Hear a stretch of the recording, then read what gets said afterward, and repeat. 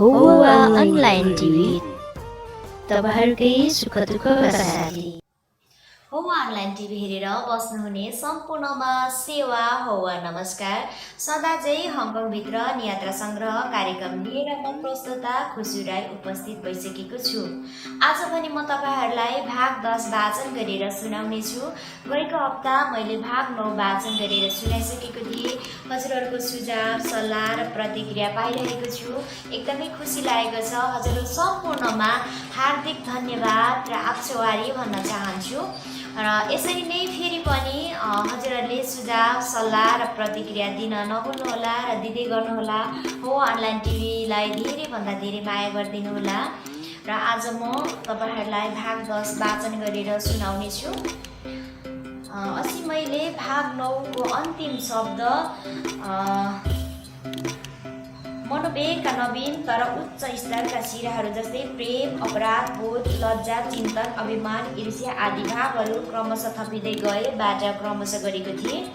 र अब त्यहीबाट क्रमशः भाग 10 वाचन गर्दैछु। सुरुबाट अन्तिमसम्म कृपया हेरेर साथ दिनुहोला। आम जीव-जन्तुको तुलनामा केही अभिजात वर्गका स्तनधारी प्राणीको खोपडीमा न्युकर्टेसको आयतन निकै ठुलो भएर आयो। यसमध्ये पनि होमो सेपियन्सको टाउकोमा विकसित न्युकर्टेस सबैभन्दा ठुलो सिद्ध भयो। अत न्युकर्टेसको विकाससँगै होमो सेपियन्समा सोच विचार गर्न सक्ने अद्भुत बौद्धिक धार भित्रियो। यस बौद्धिक धारले होमो सेपियन्समा इच्छा शक्ति डिजायरको बिउरो बिदियो। अब इच्छा शक्तिका कारण उनमा अनेकौं सपना र लोभहरू लटरम्म फल्न थाले। त्यसपछि भने संसार अर्को भएर जान थाल्यो। पहिला यो ब्रह्माण्ड उद्देश्यहीन क्रियाकलापले भरिएको एउटा रङ्गहीन जग्गा थियो तर अब पनि उच्च स्तरीय चेतनाका कारण हरेक कुरामा उद्देश्य जोडिन थाल्यो। अनडिजायर्ड नामक पुस्तकका लेखक विलियम आल्विनरले यसलाई ब्रह्माण्डको इतिहासमा देखा परेका 3वटा महान चमत्कार मध्ये तेस्रो चमत्कार मानेका छन्। उनले यो ब्रह्माण्डको रचना हुनु स्वयंलाई प्रथम महान चमत्कार मानेका छन् भने प्रथमलाई चमत्कारलाई सर्जित केही निर्जीव पदार्थबाट जीवनको उदय हुनुलाई दोस्रो महान चमत्कार मानेका छन्। पृथ्वीको अनुहारमा सजीव वस्तुको उदय पश्चात तिनै केही सजीव वस्तुहरूमा अभिप्रेरित हुने खोज तलास गर्ने र आशावादी रहने क्षमता वृद्धि भयो। यसलाई उनले तेस्रो महान चमत्कारको रूपमा उल्लेख गरेका छन्। विशेषतः मनुष्यमा कुनै पनि कुराको इच्छा गर्ने क्षमता वृद्धि भएपछि उसले त्यस इच्छालाई कुनै पनि मूल्यमा साकार पार्न अभिप्रेरित हुन थाल्यो। त्यो इच्छित वस्तुको खोजीमा औरात र आशावादी भएर लाग्न थाल्यो। तर आफूले सोचे अनुरूप इच्छाहरू साकारमा हुँदा छातीभरि बेचैनताहरू उम्रिए। सम्भवतः यही घडीमा पीडा वेदनाका कथाहरू पनि सुरु भएर हाम्रो पुर्खाले हासिल गरेको इच्छा राख्ने क्षमता बापतको मूल्य असुल्ने काम हामी मानिसद्वारा अद्यापि निरन्तर जारी छ भन्ने आल्विनरले लेखेका छन्। सम्भवतः केही दोस्रो चमत्कारको पूर्व सन्ध्याबाट होमो सेपियन्स अर्थात् ब्रह्माको मनु अर्थात् बाइबलको आदमले पशुत्वबाट सदाको लागि सम्बन्ध विच्छेद गरियो।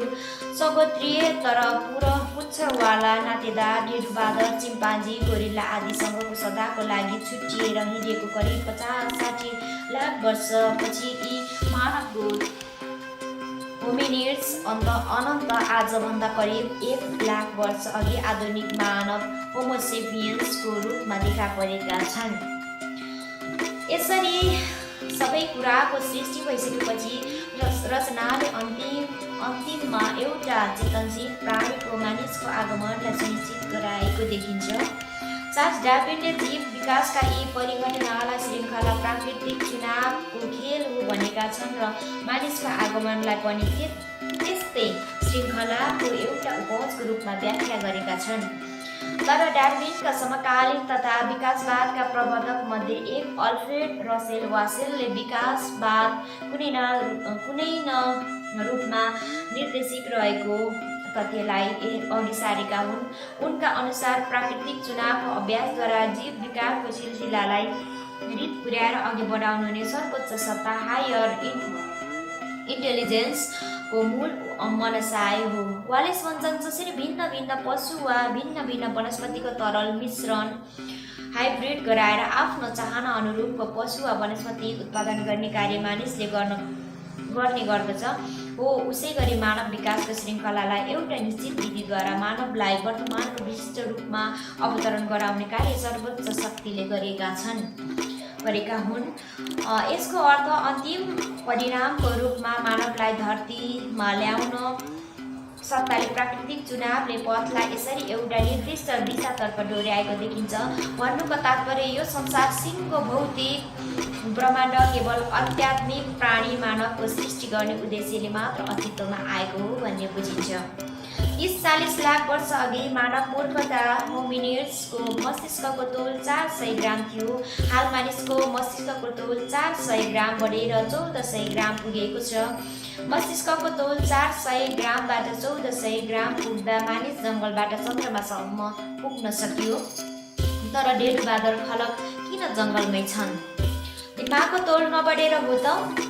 त्यसो भए त दिमागको तोल बढ्ता हुँदैमा झनै बुद्धिमान भइने हो त हो भने पृथ्वीमा सबैभन्दा धेरै गिदी भएको प्राणी निलो व्हेल हो, जसको मस्तिष्कको तोल 6 केजी धेरै गिदी भएका नाताले ती व्हेलले हरेक कुरामा मानिसलाई टक्नु पर्ने हो।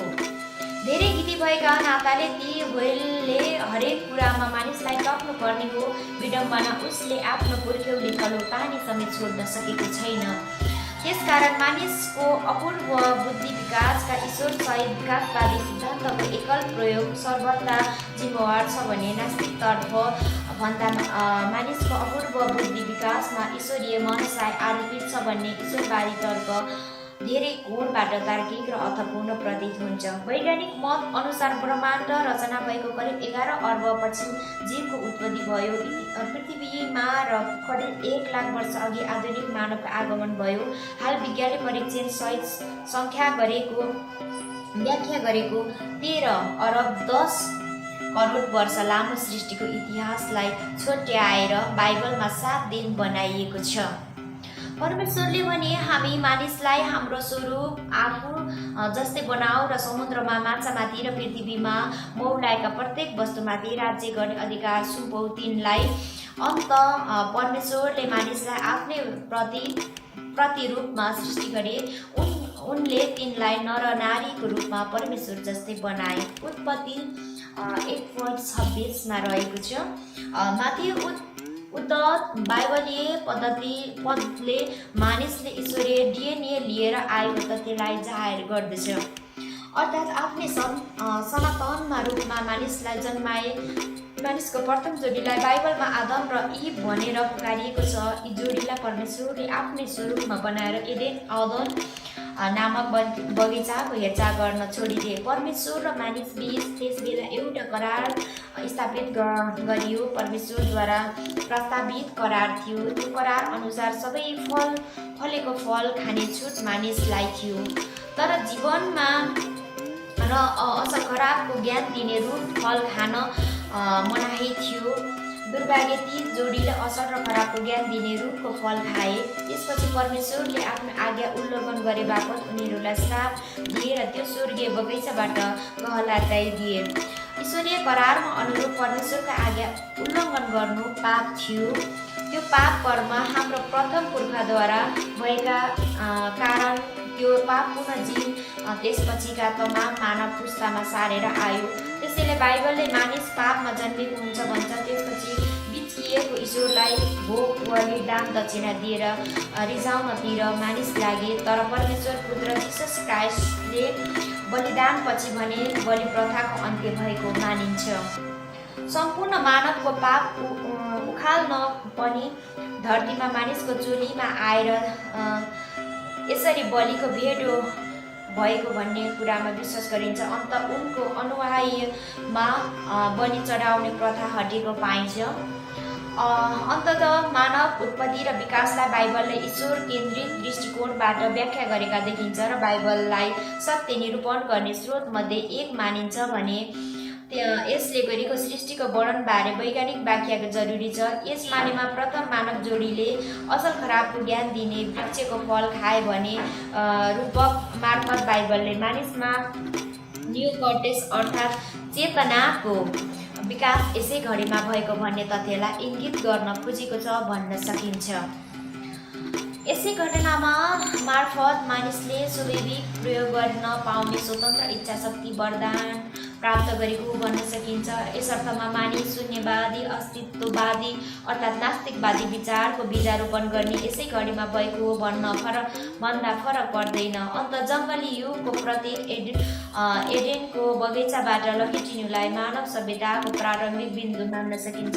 यसो त जगत पिता ब्रह्मा स्वयंले आफ्नो पुत्रको रूपमा मनु अर्थात् नियोकर्टेक्स सहितको प्रथम मानव जन्माएको कुरा हिन्दू शास्त्रमा उल्लेख छ। हो तिनै मनु अर्थात् होमोसेपियन्स अन्यथा आदमको सन्तानको रूपमा मानव जातिको श्रीवृद्धि भएको कुरा हिन्दू शास्त्रले गर्दछ। विवेकशील मस्तिष्कभित्र यस्ता अनेकन केन्द्रहरू हुन्छन् जसले इन्द्रिय आँखा कान नाक आदि मार्फत सूचनालाई इकट्ठा गरी केलाउने बुझ्ने निरूपण गर्ने कार्य गर्दछ।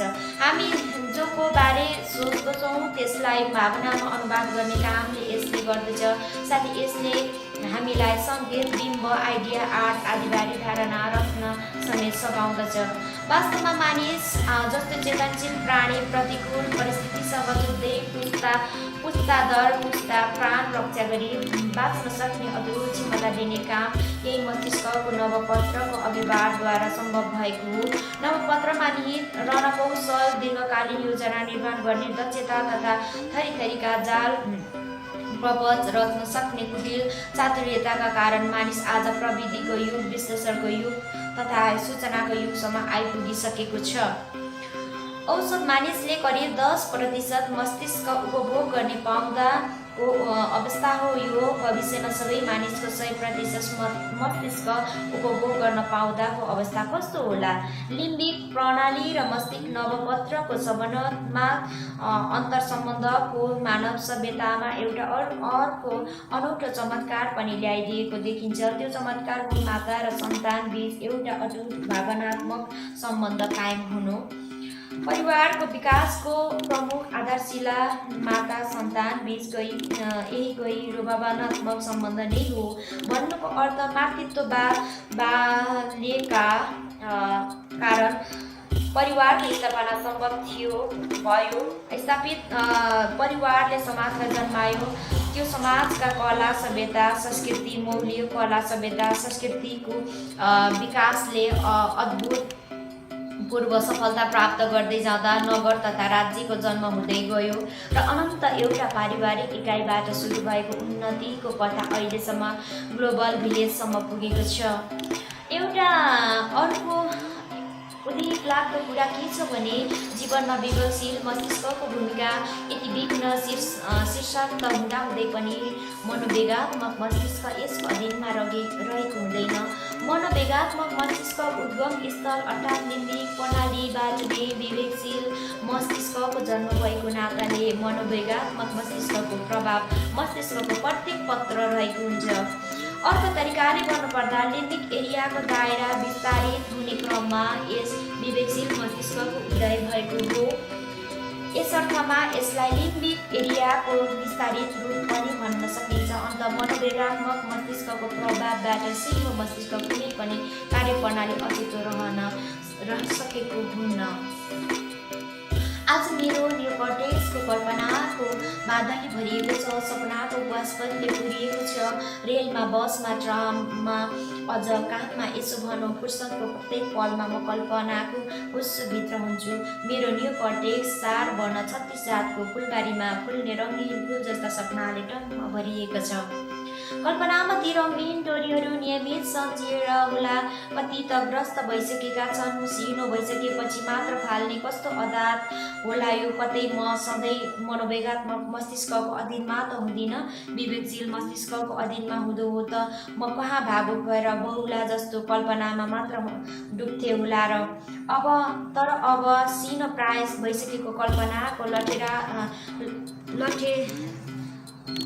लटे ठाडो समातेर सपनाको पर्वतारोहण गर्ने फिटिक्क रहर छैन मलाई। जे होस् मलाई बिउजन मन लागेको छ, मलाई बाटो बिराउन मन लागेको छैन।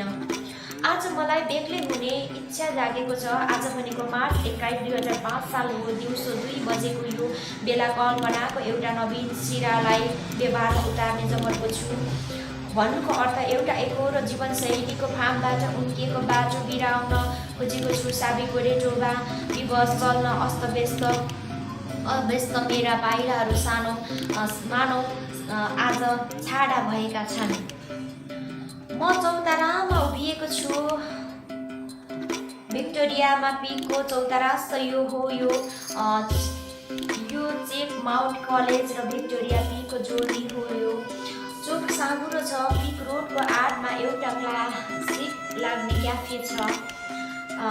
पिक टावर र पिक ग्यालेरियाको बिचमा किनले रोड सुतेको छ। क्याफे अघिल्तिरबाट हार्लेक रोड हाइवेस्ट तर्फ लम्केको छ।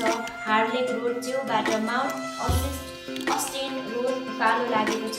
त्यसैको दायाँबाट लुगाट रोड भिरको कुई नेटोतिर लागेको छ। लुगाट रोडकै आडमा कान्ला मुनि एउटा शौचालय छ। शौचालय मुनितिर ओल्ड पिक रोड डाकबेली शैलीमा ओह्रालिएको छ। चौरास्तापतिको जीवनमा आइरहने वास्तविकता हो। प्रत्येक चौबाटोमा उसले एउटा बाटो मात्र रोज्न पाउँछ। त्यसो त जीवन आफै प्राय प्रत्येक पल चौबाटोको शिकार हुन अभिशप्त छ। 2मा 1 रोज्नुपर्ने परिबन्ध जीवनको प्रत्येक घुम्तीमा आइपर्छ। मानव रोजाइको दास हो जीवन। म चौबाटोमा पुगेको एउटा प्रत्येक अब कुन बाटो रोजौँ? अनायास पाइलाहरू लुगाट रोडतर्फ लम्कन्छन्। लुगाट अर्थात् सर फेडेरिक लुगाट हङकङका 14 गभर्नर 1908 देखि 12 हुन्। उनको स्मृतिमा सन् 1913बाट 14मा यो मार्ग बनाइएको हो। थोरै हिँडेपछि म टक्क अडिए के भनौँ अल्झिएँ। रोडको बायाँपट्टि फलामको रेलिङ छ। रेलिङको आडमा 2वटा ठुला सूचना पाटी राखिएको छ। एउटा पाटीमा यस ठाउँको संक्षिप्त इतिहास कोरिएको देखिन्छ। इतिहास कसैको लागि झ्याउलाग्दो विषय हुन सक्छ। इतिहास अक्सर निर्जीव र निरस हुने भएका कारण यस्तो भएको हुन सक्छ। साँचो कुरा के हो भने इतिहास बिनाको वस्तु हुन सबै पदार्थ र अन्तरिक्षको इतिहास छ। इतिहासको उपज हामी अर्थात् वर्तमान हो। भूतलाई निकालिदिने हो भने यो वर्तमान र आउन बाँकी भविष्य शून्यमा बिलाउँछन्। स्थितिपूर्वको अवस्था पुग्छन्। जन्मिएपछि मुटुको प्रत्येक डुगडुगी घडीको सँगै जीवनको खातामा दर्ता हुन थाल्छन्। जीवनको खातामा नभरिन्जेल यहाँ भूत वर्तमान र भविष्य हामी बाँचेका हुन्छौँ। खाता भरेपछि हामी केवल इतिहास बाँच्छौँ, स्मृति बाँच्छौँ। संसारमा इतिहास बिनाको एउटै मात्र चिज छ अर्थात् भूत वर्तमान र भविष्य बिनाको एउटै मात्र वस्तु हो। त्यो हो नाम हो। परमात्मा गड यहोवा खुदा अल्लाह भगवान ब्रह्म परमेश्वर यसर्थ परमात्माको प्रतीक भएर बाइबलमा येशूले आदि र अन्त म नै हुँ भनेका छन्। सबै सजीव वस्तुको बीजदाता पिता म नै हुँ कृष्णले भनेका छन्। 150 अरब खरब माइल बराबरको परिधि ओगटेर बसेको यस अन्तरिक्षका आविष्कार कुनै वैज्ञानिकद्वारा हालै प्रतिपादित शुद्ध सिद्धान्त स्ट्रिङ थ्योरीले एकल ब्रह्माण्डको अस्तित्वलाई नकारेको छ। यस सिद्धान्तले ब्रह्माण्डको अवधारणालाई प्रस्तुत गरेको छ। हाम्रै जस्तो ब्रह्माण्ड सयौँ लाखौँ अरबौँ सङ्ख्यामा हामी बसेको ब्रह्माण्डमा हुन सक्ने जिकिर यस सिद्धान्तले गर्दछ। विज्ञानको संसारमा यो सिद्धान्त नौलो भए पनि आध्यात्मिक दुनियाँको लागि यो कुरा नयाँ होइन। किनकि करिब 6000 वर्ष अघि संस्कृत भाषामा ऋषि व्यासद्वारा लिखित पवित्र वेदले बहुब्रह्माण्डको अवधारणालाई वकालत गरिसकेको थियो। वैदिक दर्शन अनुसार स्रष्टाले अरबौँ ब्रह्माण्ड विष्णुमय स्वर जन्माउन सक्छन् र ब्रह्माण्डको सृष्टि र अब अनन्त निरन्तर चलिरहने एउटा प्रक्रिया हो। अन्त यो जगतको अन्त्य निश्चित छ भनेर स्रष्टाले आफ्नो दिव्यवाणी वेद तथा बाइबलद्वारा हजारौँ वर्ष अघि मानिसलाई भनिसकेको देखिन्छ। कतिपय ती प्रमुख सिद्धान्तलाई विज्ञानले परीक्षण गरेर साँचो ठहराइसकेको छ। बहुब्रह्माण्डको सिद्धान्त परीक्षण हुने क्रममा छ। अहिले त्यसो हो भने खै कहाँ छन् ती स्रष्टा अर्थात् ईश्वर छन् भने मलाई देखाउ त भन्ने प्रश्न त्यसै उठ्ने गर्दछ। यसको एउटा सहज उत्तर हो आविष्कारलाई आविष्कारभित्र खोज्दा भेट्न सकिन्न, घडी बनाउनेलाई घडीभित्र खोज्दा भेटिन्न, तर आविष्कार नहुँदा पनि त्यो घडी चलिरहेको हुन्छ। वैज्ञानिक सर जोन हफटनको भाषामा भन्दा कुरा स्पष्ट हुन्छ। द सर्च फर गड भन्ने एउटा आफ्नो पुस्तकमा उनले लेखेका छन्। वास्तवमा वैज्ञानिक कथाका सर्जकका रूपमा मैले ईश्वरलाई प्रस्तुत गर्दै आएको छु। जुन कथालाई वैज्ञानिकहरू विवेचना गर्न लालायित छन् उनी अगाडि थप्छन्। अत ईश्वरले आफ्नो कार्यलाई चिरकालसम्म अनन्त राख्न के कस्ता उपाय अपनाएका छन् यसले वर्णन हामी विज्ञानमा गर्छौँ। द्वारा मात्र नभनौँ तर यो पहाडको ऐतिहासिक नाम रहेछ नाङथाङसाङ, जसको अर्थ हो बादल लड्ने अक्करे ढेर। तर सन् 1810 पश्चात यस पहाडलाई थाइपिङसाङ भन्न थालियो, जसको अर्थ हो शान्त पहाड। यस वरिपरिको समुद्रमा सयौँदेखि समुद्री लुटेराहरूले खैला बैला मच्चाउँदै आएका थिए। यस घडीमा आइपुगेपछि चीन सरकार र लुटेरा समूहबीच सम्झौता भयो। फलस्वरूप शान्तिको प्रतीकको रूपमा यस पहाडलाई शान्त पहाड भनियो। करिब 4 करोड 50 लाख वर्ष अघिबाट भौगोलिक आकार ग्रहण गरी हालको सामुद्रिक रूपरेखा तयार हुनुमा जुट्न थालेका दक्षिण चीन सागरमाथि समुद्री डाकाको चलखेल कथा निकै पुरानो छ। त्यसो त संसारमा समुद्री लुटेराको इतिहास पनि प्राचीन छ। इजिप्टमा फेला परेको ईसापूर्व 3550 वर्ष पुरानो शिलालेख समुद्री लुटेराले इजिप्टमाथि आक्रमण गरेको कुरा जनाइएको छ। सम्भवतः यो लेखोज नै सबैभन्दा पुरानो दस्तावेज हो। हालसम्म फेला परेको मूलत संसारमा मानिसले सागरलाई व्यापारिक मार्गको रूपमा प्रयोग गर्न थालेदेखि परमेश्वर समुद्री लुटेराको इतिहासले गर्भधारण गरेको बुझिन्छ। दक्षिण चीन सागरको हकमा भने चीनमा सिमराजाको स्थापना ईसापूर्व 220 देखि 280 कालदेखि समुद्री लुटेराको कथा सुरु हुन्छ।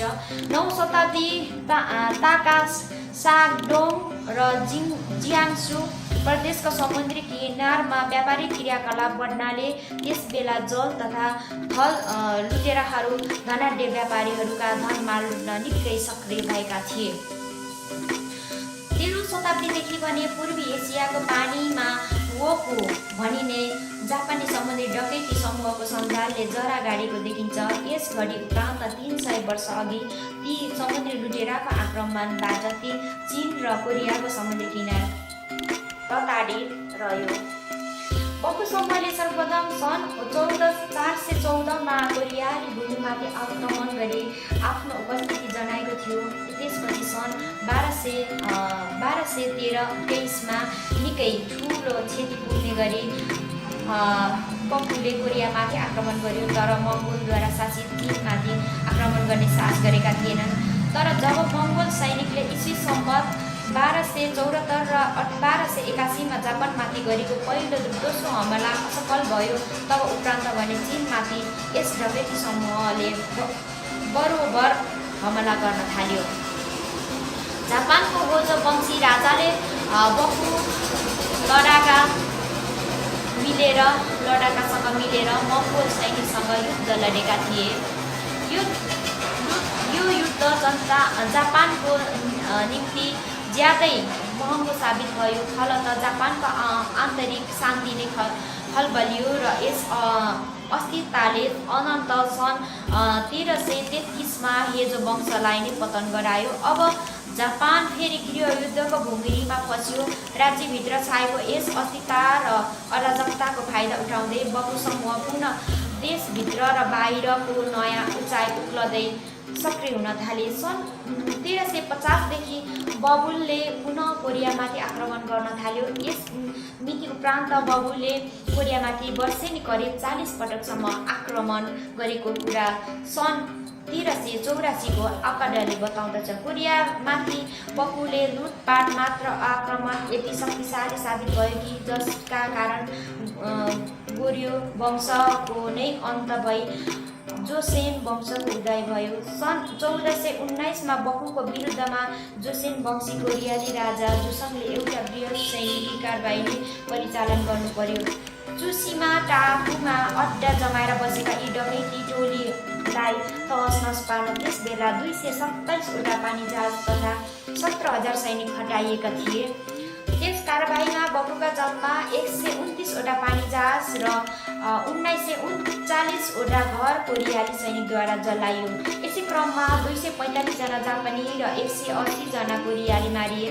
110 जना जापानी बन्दी बनाए। अपहरणमा परेका 146 जना चिनिया र कोरियाली नागरिकले यसै भिडन्त पश्चात छुटकारा प्राप्त गरे। यस कारबाही पश्चात पनि कोरियाबाट बकु क्रियाकलाप सदाका लागि लोप भएर गयो।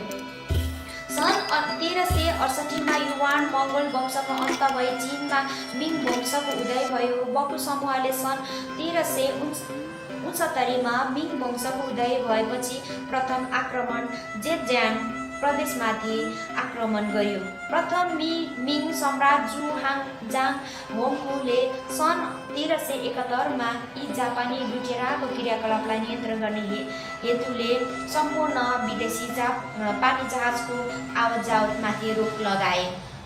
अब चीनसँग विदेशी राज्यले व्यापारिक सम्बन्ध स्थापना गर्ने एउटै मात्र माध्यम रह्यो, नरजान असुली। यसो गर्नुको मूल उद्देश्य निजी स्तरको व्यापारिक कारोबारलाई निरुत्साहित गरी लुटेराहरूद्वारा हुने धनजनको क्षतिबाट कमी ल्याउनु एवं विदेशी मुलुकसँग हुने व्यापारिक कारोबारमा राज्यको एकल सर्वोच्च कायम गर्नु थियो। प्रथम सम्राटद्वारा लागू समुद्रमार्गी व्यापारिक कारोबारमाथिको प्रतिबन्धलाई सन् 1450 मा तेस्रो सम्राट योङजुदीले खुकुलो तुल्याइदिए। त्यसपछि एडमाइरले जेङहेको नेतृत्वमा चीनले आफ्नो व्यापारिक सञ्जाललाई विश्वको कुना काप्चामा समुद्र मार्फत फैलायो। क्रिस्टोफर कोलम्बस र भास्को डिगामा भन्दा पहिलो संसार छाड्ने मानिस यिनी हुन्। तर छैटौं मिङ सम्राट जेङतोङ 1435 देखि 1449 ले भने राज्यको अस्तित्व सङ्कटमा परेको तथ्यलाई महसुस गरी समुद्री खोज तथा अन्वेषणमा राजढुकुटी लगानी नगर्ने निर्णय गरे। बरु उनले मङ्गोलको सम्भावित आक्रमणलाई सामना गर्न ग्रेट वालको निर्माणमा आफ्नो समय, ऊर्जा र ढुकुटी खर्च गर्नतिर लागे।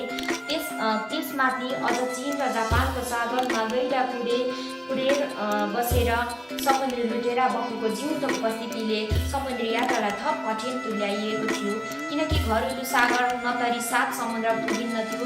ठुलो धनराशि र जनशक्ति बोकेर ती जहाज हिँड्नुपर्ने भएकोले बकुको आक्रमणबाट जोगिने सम्भावना ज्यादै क्षीण थियो। त्यसकारण चीन दरबारले त्यस किसिमको खतरा मोल्नु हानिकारक भएको ठहर्यो। दुर्भाग्य जलमार्गद्वारा बाह्य देशसँग हुने सम्पूर्ण निजी स्तरको व्यापारिक कारोबार ठप्प तुल्याएपछि जापानी डाकुहरूको क्रियाकलाप स्वत मत्थर भएर जाने चिनिया दरबारको आकलन गलत साबित भएको थियो। यस नीतिको कार्यान्वयनले एकातिर निजी स्तरमा चिनिया व्यापारीलाई जापानसँग गैरकानुनी ढङ्गले व्यापार सञ्चालन गर्न बाध्य तुल्यायो भने अर्कोतिर जापानी डाकुहरूले चलखेललाई सघन तुल्यायो। तत्पश्चात जापानी डाकुहरूले चीनमाथि बरोबर आक्रमण गर्न थालेको देखिन्छ। बकुको अर्थ हो जापानी समुद्री डाकु प्रारम्भिक अर्थात् पहिलो चरणको डाकु समूहमा विशुद्ध जापानी मात्र संलग्न थिए र यिनीहरूले जापानका दूरस्थ द्वीप कुसु सुसिमा आदिमा आधार इलाका खडा गरेर बसेका थिए। मूलतः जापानी व्यापारी, सामन्त, तस्कर र अपदस्थ सामुराई तथा सैनिकहरू यस लुटेरा पेसामा लागेका थिए। यस लुटेरा समूहले आफ्नै मुलुकभित्र कोरिया र चीनमाथि निरन्तर आक्रमण गरेर निकै ठुलो धनजनको क्षति पुर्याएको थियो। आज म यहीबाट क्रमशः क्रमशः गर्दैछु, भाग 10 यहीबाट क्रमशः गर्दैछु। यतिन्जेलसम्म हेरेर साथ दिनुभयो हजुरहरूलाई सबैलाई सम्पूर्णलाई सुझाव सल्लाहको लागि र हेरेर साथ दिनुभएकोमा धेरै धेरै धन्यवाद र आभारी भन्न चाहन्छु।